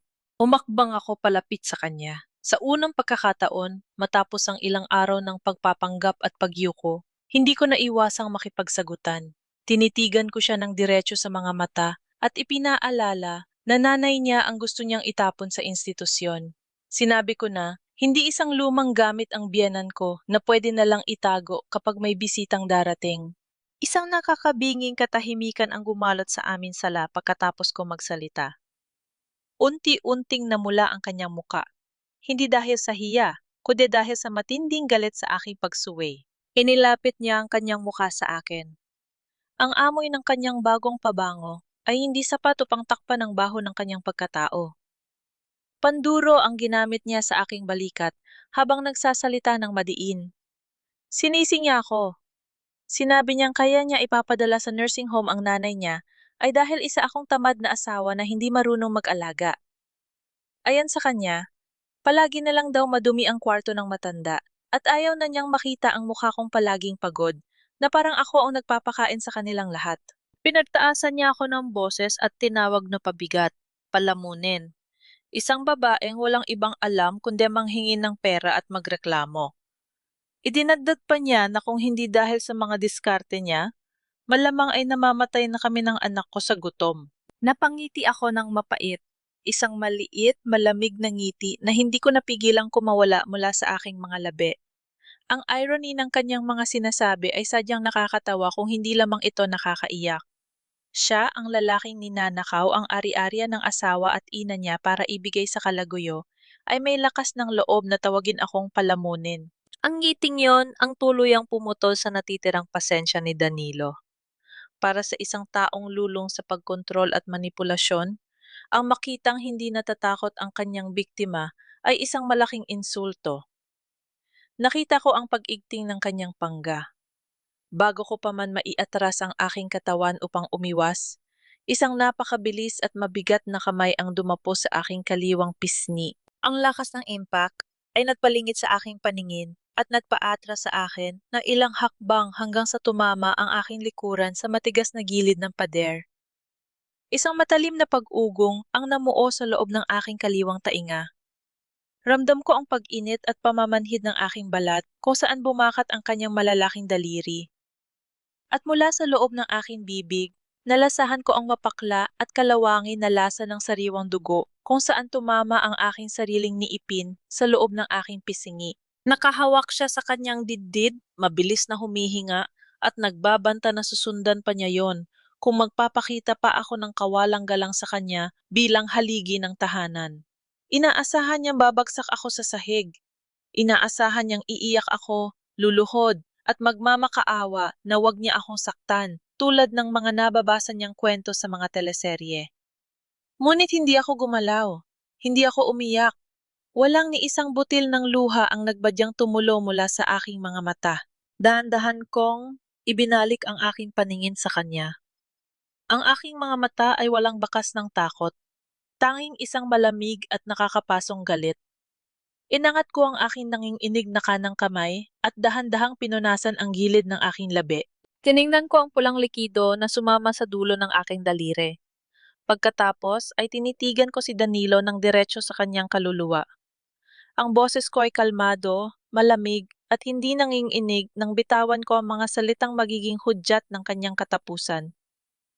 Pagsisisihan mo ang sampal na ito pagdating ng bukas. Ang kinabukasan ay dumating na may dalang nakakapasong init, tila nakikisama sa nagbabagang pensyon sa loob ng aming bahay. Ang pamamaga sa aking kaliwang pisngi ay pilit kong tinakpan gamit ang makapal na foundation at pulbos. Sa tuwing titingin ako sa salamin, ang bahagyang pangingitim malapit sa aking panga ay isang tahimik na paalala ng araw ng paniningil. Hindi ako umiyak kagabi at mas lalong wala akong balak umiyak ngayon. Maagang gumising si Danilo. Ang buong kabahayan ay umalingaw now sa kanyang mga utos. Pinaglinis niya ako ng sala, pinasadya ang pag-aayos ng mga upuan upang magmukhang isang formal na opisina ang aming hapagkainan, at inutusan akong maghanda ng masaganang merienda. Ang kanyang kilos ay punong-puno ng kumpiyansa. Ang dibdib ay nakaangat at ang ngiti ay abot hanggang tainga. Para siyang isang haring naghahanda para sa kanyang koronasyon. Walang kaalam-alam na ang tronong uupuan niya ay may nakatanim na mga patalim. Pagsapit ng 10:00 ng umaga, isang pamilyar na busina ng sasakyan ang narinig ko mula sa labas ng aming gate. Mabilis na naglakad si Danilo patungo sa pinto upang salubungin ang kanyang mga panauhin. Huminga ako ng malalim, pinatatag ang aking mga tuhod, at sumunod sa kanya, bitbit ang isang tray ng malalamig na inumin. Bumukas ang pinto. Pumasok si Mr. Vargas, ang broker na amoy, usok ng sigari, yu at murang kolon. Kasulot niya ay isang lalaking may katabaan, nakasuot ng mamahaling barong, bitbit ang isang itim na briefcase. Ito marahil si Ricardo Manalastas, ang bayaw ng kalaguyo ng asawa ko, nagaganap bilang kunwaring mamimili. Ngunit ang presensya ng huling taong pumasok sa aming pintuan ang nagpasikip sa aking paghinga, si Elena. Nakasuot siya ng isang eleganteng itim na bestida. Ang kanyang buhok ay maayos na nakapusod at ang kanyang mga mata ay nagliliyab sa panalo. Pumasok siya na parang siya ang tunay na may bahay. Kumapit ng bahagya sa braso ni Ricardo upang magpanggap na magkasama sila sa negosyo. Nagtama ang aming mga paningin. Isang nakakainsultong ngiti ang iginawad niya sa akin. Isang ngiting nagsasabing, "Tapos na ang maliligayang araw mo." Magilip silang pinaupo ni Danilo sa paligid ng formal na hapagkainan. Inilapag ko ang tray ng mga inumin sa gitna ng mesa. Ang aking mga galaw ay banayad, walang bakas ng panginginig. Kahit pa sa ilalim ng aking balat ay naguunahan ang libu-libong bultahe ng kaba. Umupo si Danilo sa kabisera. Si Mr. Vargas at si Ricardo ay nasa magkabilang gilid, habang si Elena ay nakatayo sa likuran ni Ricardo, nakahalukip-kip at tila tuwang-tuwa sa bawat segundong lumilipas. Tahimik akong umatras pabalik sa pasilyo, ngunit nanatili ako sa isang anggulo kung saan dinig at kita ko ang lahat ng nangyayari. Mula sa kanyang itim na briefcase, naglabas si Ricardo ng makakapal na bundle ng pera at isang check na may nakasulat na milyon-milyong halaga. Ang tunog ng paglapag ng mga nakataling pera sa ibabaw ng salamin na mesa ay sapat na upang magningning ang mga mata ni Danilo. Halos lumabas ang kanyang dila sa pananabik. Naglabas naman ng mga papeles si Mr. Vargas. Ang pamilyar na deed of absolute sale, ang pekeng titulo ng lupa, at ang dokumentong may pekeng pirma ng aking biyenan. Inilatag ito sa harap ni Ricardo upang simulan ang formal na paglipat ng ari-arian. Bago pa man magsimula ang pirmahan, biglang tumayo si Danilo. Nag-ayos siya ng kanyang kurbata at humarap sa direksyon ko. Ang kanyang boses ay malakas, puno ng otoridad, at sadyang ipingaririnig sa lahat ng mga kasabwat niya. Tinawag niya ako gamit ang matalim na tono. Inutusan niya akong lumabas mula sa aking pinagtataguan at iharap sa kanila ang aking binyan. Pinasadya niyang sabihin na kailangan na naming mag-intact ng aming mga gamit na yun din. Idinagdag pa niya na ang bahay na ito ay pormal nang nabili ni Mr. Manalastas at bilang mga lumang naninirahan, wala na kaming karapatang manatili rito kahit isang minuto. Naglakad ako patungo sa kwarto ni Nanay Carmen. Naroon siya, nakaupo na sa kanyang wheelchair, kalmado at tahimik na naghihintay. Nagkatinginan kaming dalawa. Isang mahinang pagtango lamang ang ibinigay niya sa akin bago ko hinawakan ang malamig na bakal ng kanyang silya at dahan-dahang itinulak palabas ng kwarto patungo sa sala. Nang makita ni Danilo ang kanyang ina, wala man lang kahit katiting na awa sa kanyang mga mata. Sa halip, nagpatuloy siya sa kanyang litanya. Sinabi niyang may naghihintay na raw na taxi sa labas ng subdivision. Ang taxi na yon daw ang maghahatid kay Nanay Carmen sa murang nursing home sa kabilang probinsya, habang ako at ang aking anak ay bahala na raw kung saan kami pupulutin dahil wala na siyang obligasyon sa isang asawang walang silbi. Tumawa si Elena ng mahina. Ang tunog ng kanyang pag-uyam ay parang matatalas na kuko na gumagalo sa pader. Sumingit siya sa usapan, nagpapanggap na naaawa.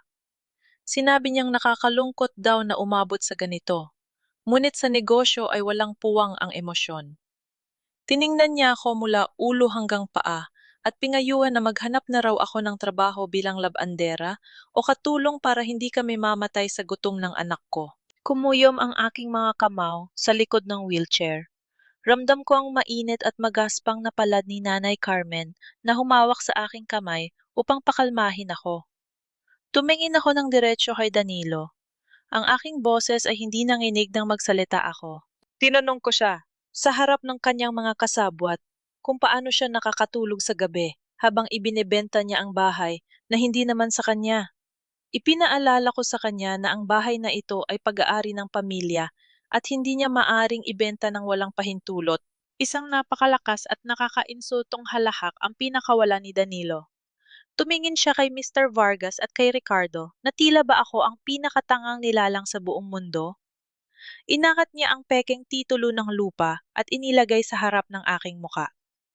Ipinagmalaki niya ang pangalan ng kanyang ina na nakasulat doon at ang dokumento ng autorisasyon na may pekeng lagda. Sinabi niyang baka raw nabubulag na ako sa kalungkutan kaya hindi ko nakikita na legal ang lahat ng hawak nila. Idiniin niya na siya ang natatanging tagapagmana ng kanyang ina at ako ay isang hamak na asawa lamang na pwedeng palitan anumang oras. Pinaulan niya ako ng mga salitang nagpapababa sa aking pagkatao. Sinabihan niya akong tanga, mangmang sa batas, at isang linta na sumisipsip sa kanyang tagumpay. Bawat salitang lumalabas sa kanyang bibig ay isa pang karagdagang pako sa kabaong ng aming kasal. Ngunit sa halip na masaktan, isang kakaibang kalayaan ang naramdaman ko. Ito ang kumpirmasyon na wala na akong dapat panghinayang sa lalaking ito. Habang nagpapatuloy ang panlalait niya, pinapanood ko ng maigi ang mga galaw sa mesa. Kinuha ni Ricardo ang kanyang mamahaling bulpen. Inilapit niya ang dulo nito sa linya ng mga mamimili sa ilalim ng Deed of Absolute Sale. Si Danilo naman ay nanginginig sa pananabik, nakahanda ng hilahin ang makakapal na bundle ng pera palapit sa kanya. Ito na ang sandaling hinihintay ko. Ang sandali kung kailan magaganap ang transaksyon, ang oras na ang pera ay magpapalit kamay pabor sa isang peking dokumento. Sa batas, kapag tinanggap na ni Danilo ang bayad para sa ari-ariang ilinlang niya ang pagmamay-ari, ganap na ang krimen ng estafa. Idinikit ni Ricardo ang dulo ng bulpen sa papel. Nagsimula siyang sumulat. Una niyang iginuhit ang malaking letrang R, kasunod ang tuloy-tuloy na linya ng kanyang apelido. Nang matapos ang huling kurba ng kanyang lagda, mabilis na inilapit ni Danilo ang kanyang mga kamay sa mga bundle ng pera. Isang matamis na ngiti ng panalo ang nakaukit sa kanyang mukha. Tumingin siya kay Elena, isang tingin ng tagumpay na nagsasabing nakuha na nila ang lahat. Ngunit bago pa man niya tuloy ang makuha ang pera, at bago pa man makapagsalita ng formal na pagbati ang broker, isang malakas at matinis na ugong ang biglang bumasag sa katahimikan ng buong paligid. Ang tunog ay nagmumula sa malayo, ngunit mabilis na lumalakas at papalapit, parang isang malaking halimaw na nagmamadaling sumagpang ng biktima. Napahinto ang mga kamay ni Danilo sa himpapawid. Kumunot ang no ni Ricardo at nilingon ang bintana. Ang ngiti sa mukha ni Elena ay biglang napawi, napalitan ng isang pagkalito. Patuloy na umalingaw-ngaw ang nakakabinging hudyat. Hindi lamang ito iisang sasakyan. Maraming boses ng makina ang sabay-sabay na tumatakbo. Hanggang sa ang tunog ay tuluyan ng huminto, napakalakas, eksakto sa labas ng aming matataas na gate. Mula sa nakasara naming mga bintana, tumagos ang mga nakakabulag na sinag ng ilaw.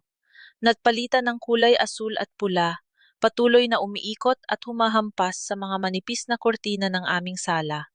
Nilalamon ang buong kwarto sa isang ritmikong pagkislap ng babala at panganib.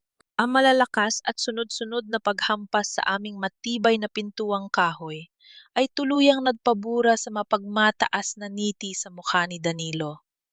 Ang bawat kalampag ay sinasabayan ng umiikot na asul at pulang ilaw na patuloy na tumatagos sa aming mga bintana. Napahinto ang lahat. Ang kamay ni Danilo na nakalahad sana upang kunin ang makakapal na pera ay nanigas sa himpapawid. Ang kumpiyansa sa kanyang mga mata ay biglang napalitan ng pagkalito, habang ang pawis ay nagsimulang mamuo sa kanyang no. Inutusan niya ako gamit ang kanyang matalim na paningin na buksan ang pinto, ngunit nanatili akong nakatayo sa likod ng wheelchair ng aking biyenan. Nakataas ang aking no, walang kahit anong bakas ng takot o pagsunod. Dahil hindi ako gumagalaw, inis na ibinagsak ni Danilo ang kanyang mga kamay, naglakad patungo sa pinto, at marahas na binuksan ito. Bumulaga sa kanya ang tatlong unipormadong pulis na may mga seryosong muka. Sa likuran nila ay isang matangkad na lalaking nakasuot ng formal na itim na suit.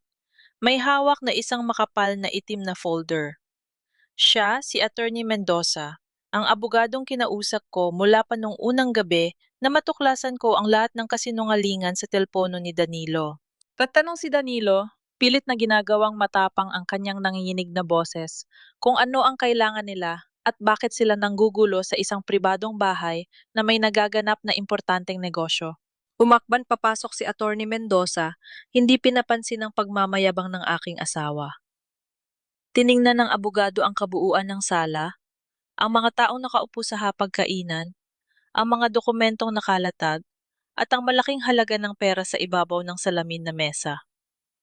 Isang malamig na ngiti ang sumilay sa labi ng aking abogado bago siya nagsalita ng malakas at malinaw. Sinabi niyang naroon sila upang formal na ipatigil ang isang iligal na bentahan at upang arestuhin si Danilo sa patong-patong na kaso ng estafa at falsification of public documents. Isang nakakabining katahimikan ang bumalot sa buong silid. Si Mr. Vargas at si Ricardo ay nagkatinginan. Bakas ang matinding pagkagulat. Si Elena, na kanina lamang ay nakatayo ng tuwid at puno ng kayabangan, ay biglang namutla. Ang kanyang mga kamay ay automatikong napahawak sa kanyang mamahaling bag na tila naghahanda ng tumakas. Pinilit ni Danilo na tumawa, isang tuyo at pilit na tunog na hindi makapagtago sa kanyang labis na kaba. Tumingin siya sa mga pulis at sinabing isang malaking pagkakamali ang ginagawa nila. Ipinagmalaki niya ang bahay na ibinebenta niya ay pag-aari ng kanyang pamilya, na siya ang kaisa-isang tagapagmana ng kanyang ina, at may hawak siyang legal na dokumento para patunayan yon. Itinuro niya ang peking titulo ng lupa at ang peking papeles na may lagda ng aking biyenan. Iyon ang tamang oras para ako naman na magsalita.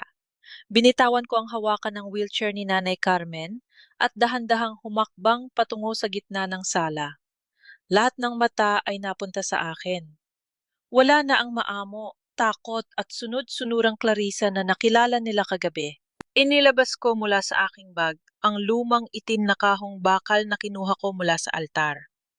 Ipinatong ko ito sa ibabaw ng hapagkainan, sapat na lakas upang lumika ng isang mabigat na tunog na yumanig sa mga dokumentong nakalatag. Inilabas ko ang makapal na brown envelope, dahan-dahan itong binuksan, at inilabas ang opisyal at tunay na titulo ng lupa. Ibinagsak ko ito sa tabi mismo ng pekeng dokumento na hawak ni Danilo. Tinitigan ko siya ng diretso, ang bawat salita ay may diin at lamig.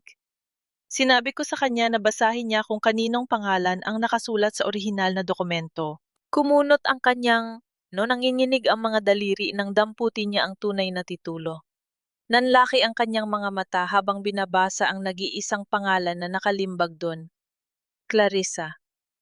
Ang kanyang pangalan ay wala kahit saan. Kahit ang pangalan ng kanyang ina ay wala na ron. Umiling-iling siya. Nagwawala ang kanyang utak sa hindi inaasahang katotohanan. Sumigaw siya na peke ang dokumentong yon at gawa-gawa ko lamang ito upang sirain ang kanyang negosyo. Ngunit bago pa man niya maitapon ng papel, nagsalita si Nanay Carmen. Ang kanyang boses ay mahina dahil sa katandaan, ngunit puno ng otoridad na umalingaw-ngaw sa buong sala. Sinabi niya na tunay ang dokumentong hawak ko. Ipinaliwanag ng aking biyenan habang nakatingin ng may matinding pagkabigo sa sarili niyang anak na 1 taon na ang nakalilipas mula nang ilipat niya sa aking pangalan ang lupa.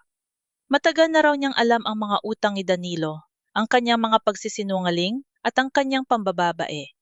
Ginawa niya yon upang protektahan ang kanyang apo at ang tanging asawang nagmahal at nag-alaga sa kanilang pamilya dahil alam niyang darating ang araw na ipagpapalit ni Danilo ang lahat para sa kanyang pansariling luho.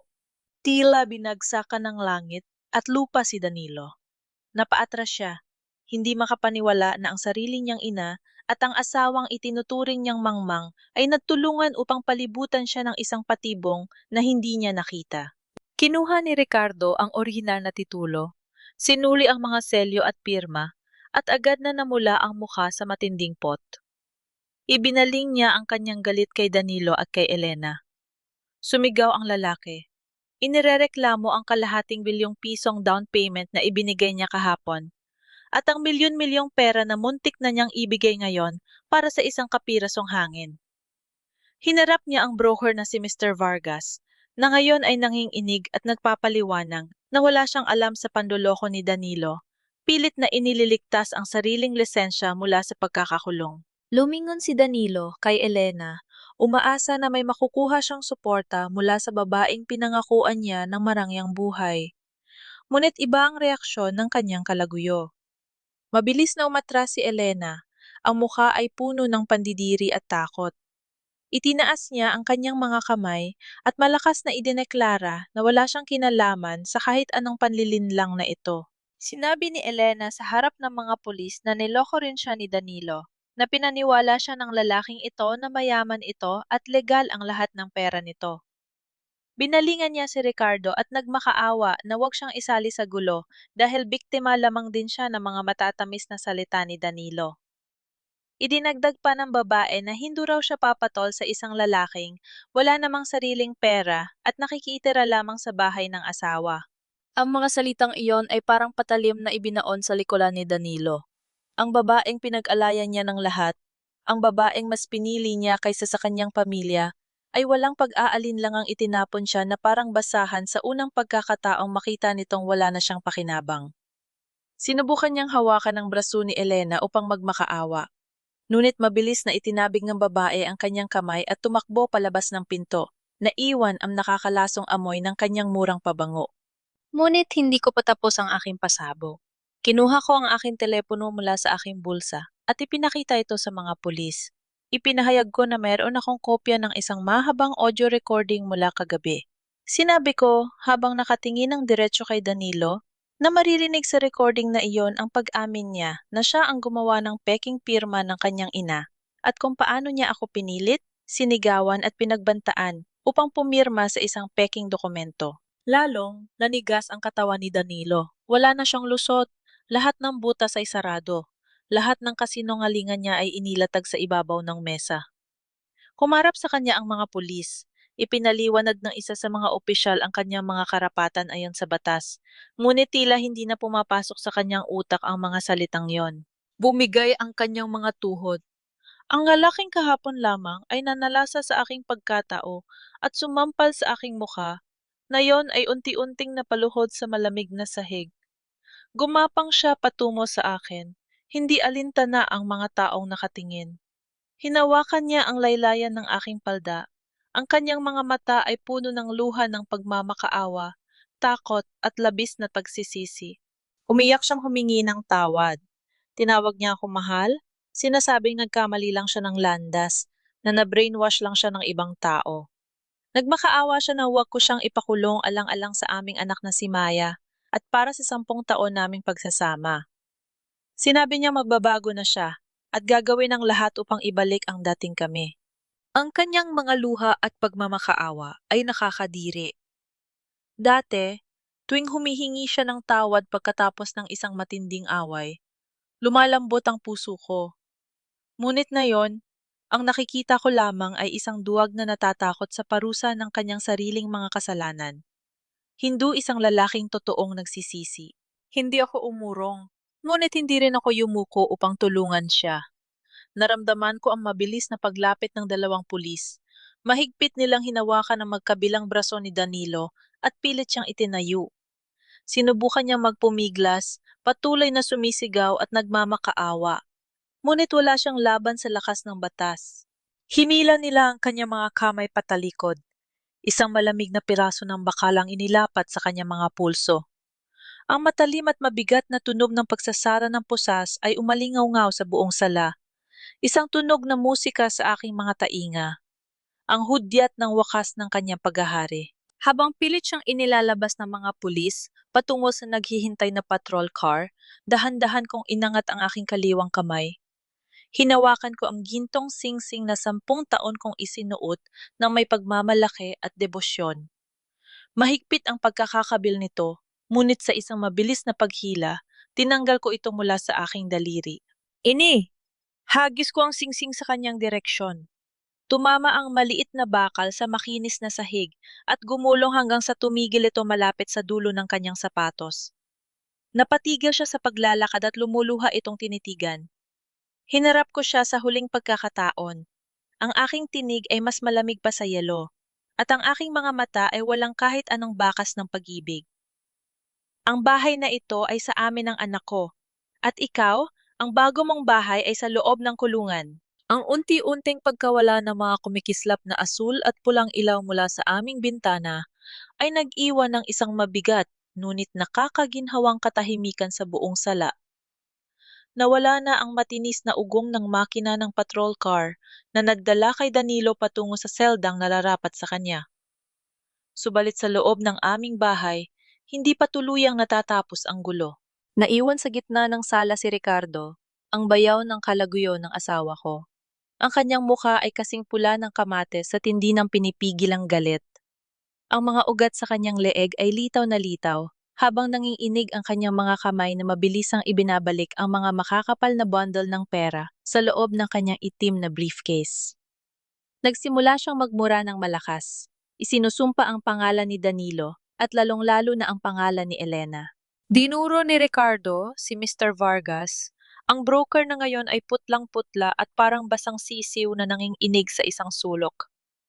Sumigaw si Ricardo na hahanapin niya si Elena hanggang sa dulo ng walang hanggan upang bawiin ang kalahating milyong pisong ibinayad niya bilang down payment.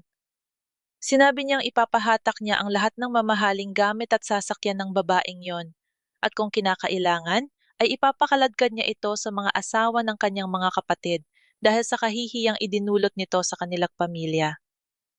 Walang sinayang na oras si Ricardo. Mabigat ang kanyang mga hakbang palabas ng aming pintuan.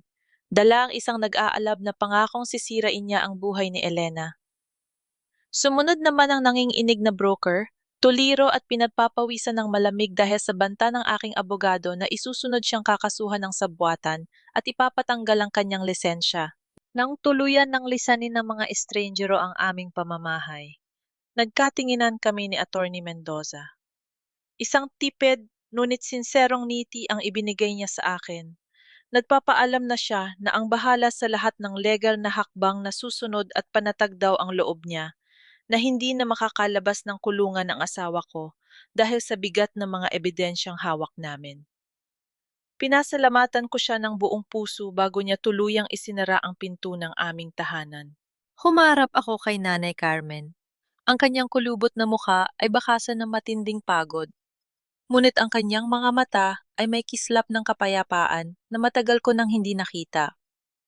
Dahan-dahan akong lumapit, lumuhod sa harap ng kanyang wheelchair at ipinatong ang aking ulo sa kanyang kandungan.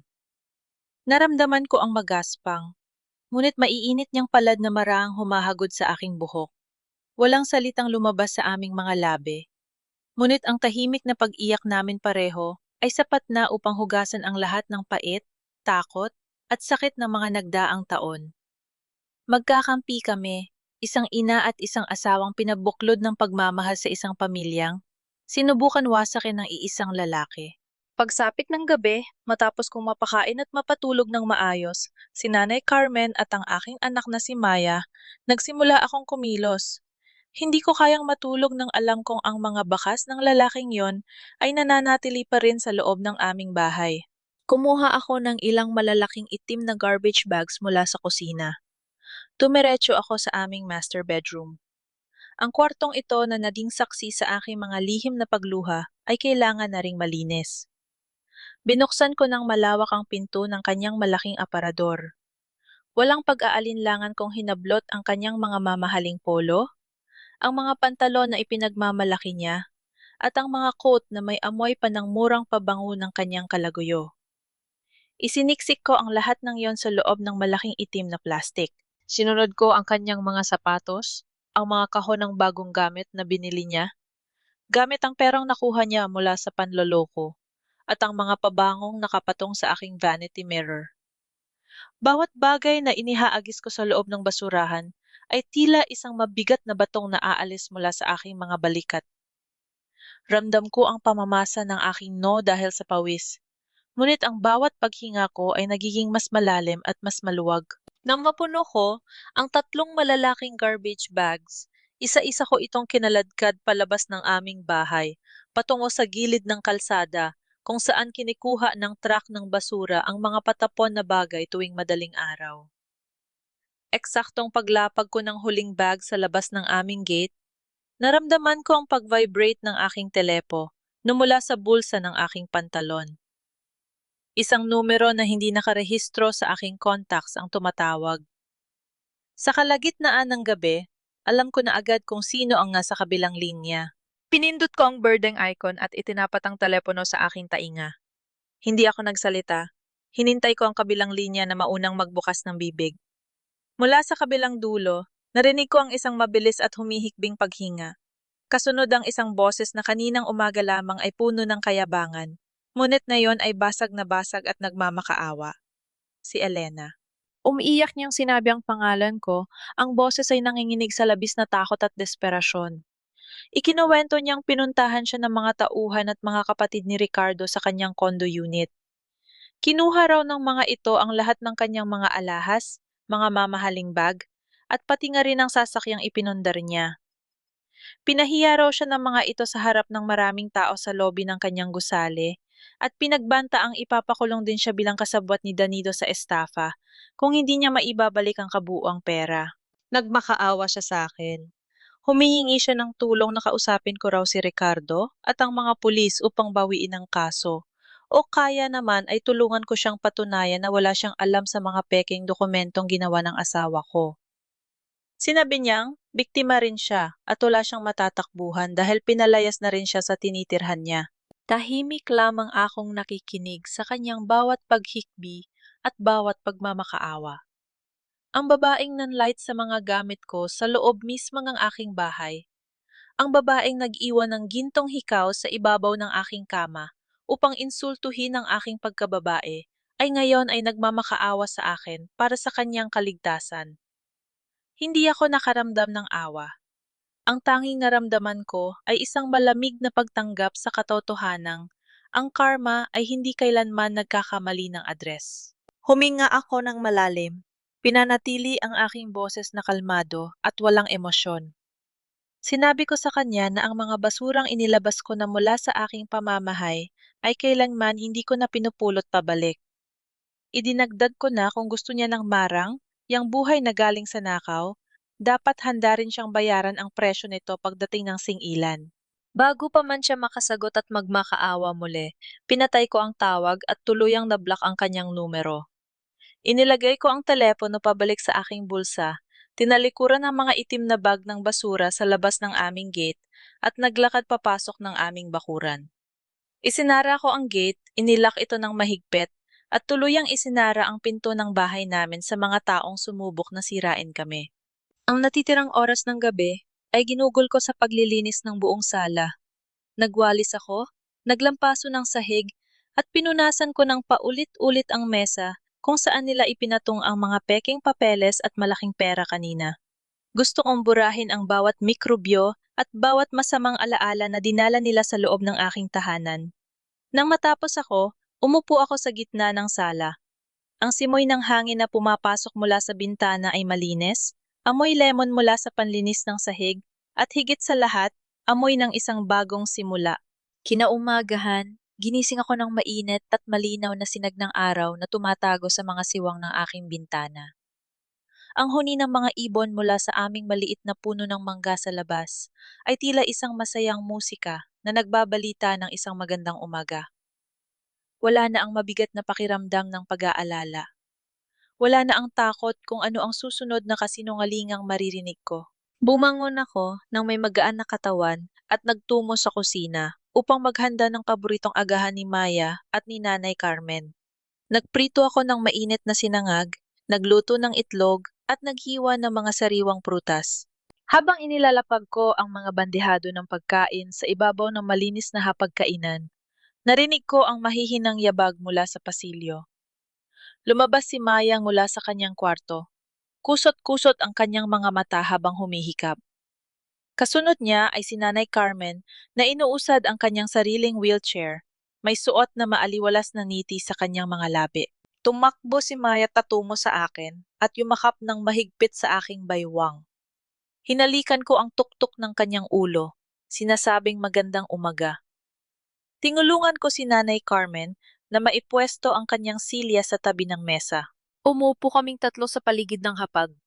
Ang sinag ng araw mula sa bintana ng kusina ay direktang tumatama sa aming mesa, nagbibigay ng isang ginintuang liwanag sa mga pagkaing nakahanda at napapainit sa aming mga balat. Wala na ang lalaking nagdala ng dilim at sakit sa pamilyang ito.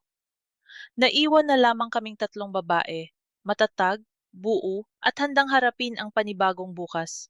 Sa unang pagkakataon matapos ang napakahabang panahon, ang paghigop ko sa mainit na kape ay walang halong pait, kundi purong tamis ng kapayapaan at kalayaan.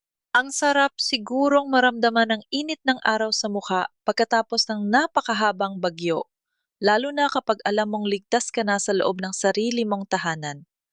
Mga mahal kong tagapakinig, maraming salamat sa inyong walang sawang pagsama sa akin hanggang sa huling kabanata ng paglalakbay na ito. Habang isinusulat ko ang mga tagpo, lalo na noong mga oras na nakaluhod si Clarissa sa malamig na sahig ng kusina habang umiiyak ng walang tunog, hindi ko maiwasang makaramdam ng kirot sa aking sariling dibdib.